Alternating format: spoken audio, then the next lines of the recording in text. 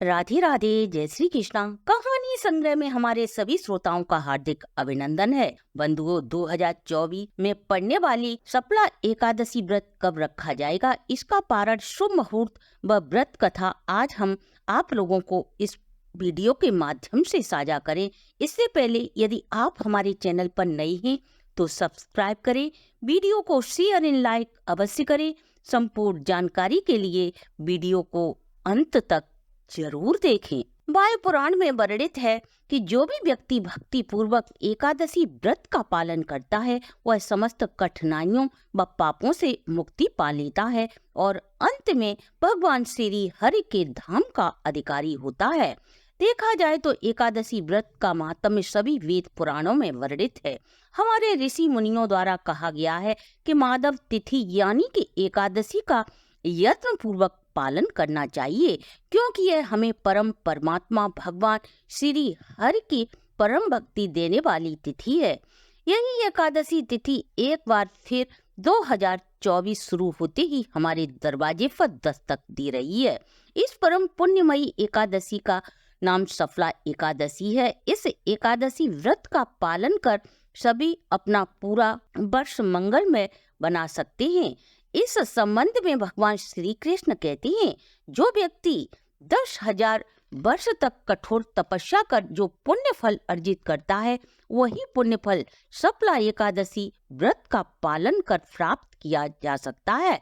इतना ही नहीं, यदि कोई व्यक्ति सूर्य ग्रहण के समय कुरुक्षेत्र में जाकर 40 किलो स्वर्ण दान करता है, उससे जो भी पुण्य फल प्राप्त होता है वही पुण्य फल सफला एकादशी व्रत के नियम का पालन करने पर प्राप्त हो जाता है। उस कृष्ण पक्ष में आने वाली सफला एकादशी इस बार 7 जनवरी दिन रविवार की है और इस व्रत का पारण अगले दिन सोमवार को 8:25 से 10:51 के बीच कर सकते हैं। हिंदू पंचांग के अनुसार एकादशी का शुभारंभ 6 जनवरी रात्रि 12:41 से प्रारंभ होगा और यह पूर्ण होगी 7 जनवरी रात्रि 12:48 पर। इस प्रकार एकादशी सूर्योदय से सूर्य अस्त तक अखंड बनी रहने के कारण यह पूर्ण एकादशी होने से यह व्रत 7 जनवरी को रखा जाएगा। इसलिए व्रती दशमी को भोजन सूर्य अस्त से पहले ही ग्रहण कर लें। 7 जनवरी एकादशी उत्तर भारत में ब्रह्म मुहूर्त का समय प्रातः 5:49 तक है और सूर्य उदय 7:25 पर होगा। इस प्रकार हमें एकादशी व्रत का पालन 7 जनवरी दिन रविवार को करना होगा। आइए सफला एकादशी व्रत की कथा श्रवण करें। हमारी भारत भूमि पर अनेकों ऋषि मुनियों के साथ साथ भगवान श्री हरि ने भिन्न भिन्न अवतारों को धारण कर पृथ्वी से पापियों का अंत किया है।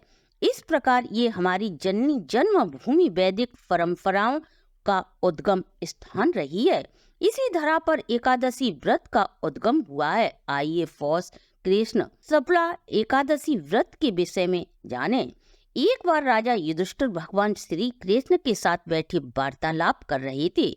वह भगवान श्री कृष्ण से बोले, मैंने आपके मुख से लगभग सभी व्रतों का महात्म्य सुना है और उसका पालन किया है।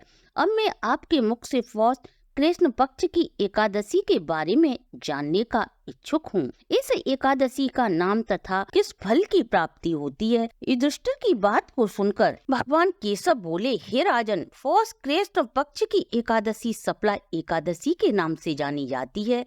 मैं जितना यज्ञ अनुष्ठान से दान से प्रसन्न नहीं होता उतना प्रसन्न यदि मेरा कोई भक्त विधि पूर्वक एकादशी व्रत का पालन करता है उस पर मेरी सदा कृपा दृष्टि बनी रहती है।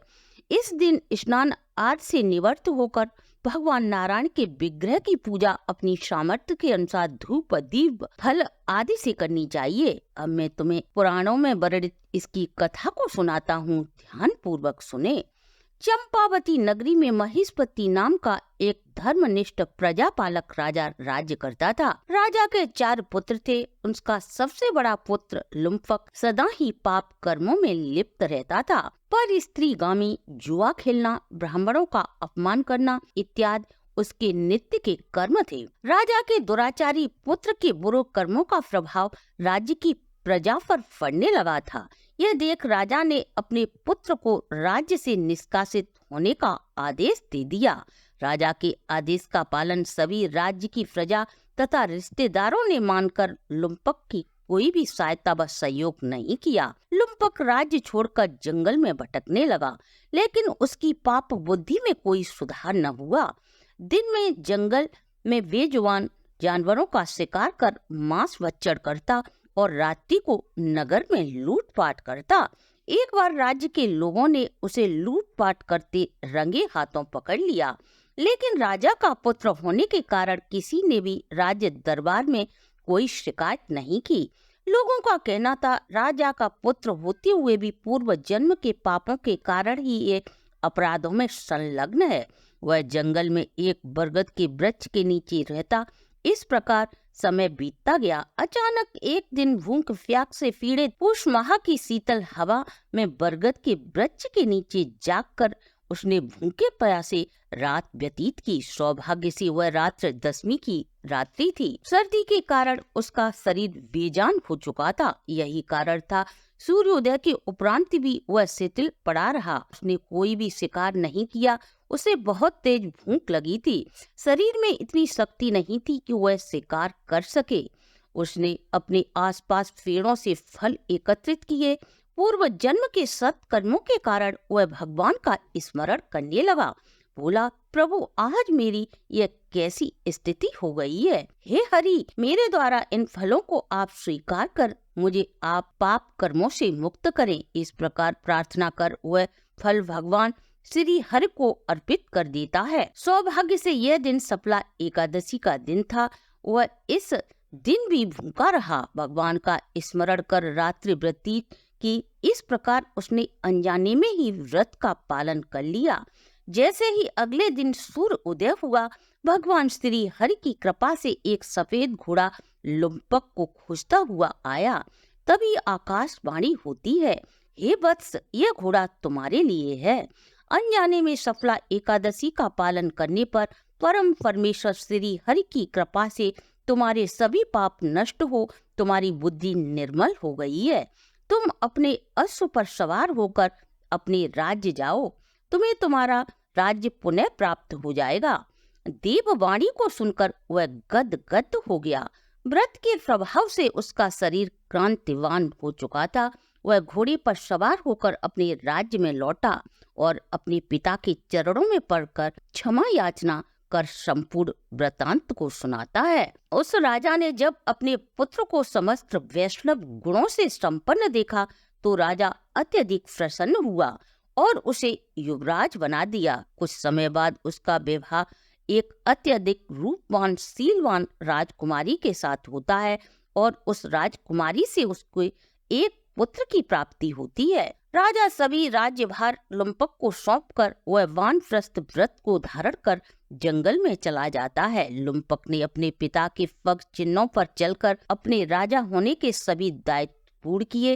अंत में श्री हरि के धाम को प्राप्त कर लेता है।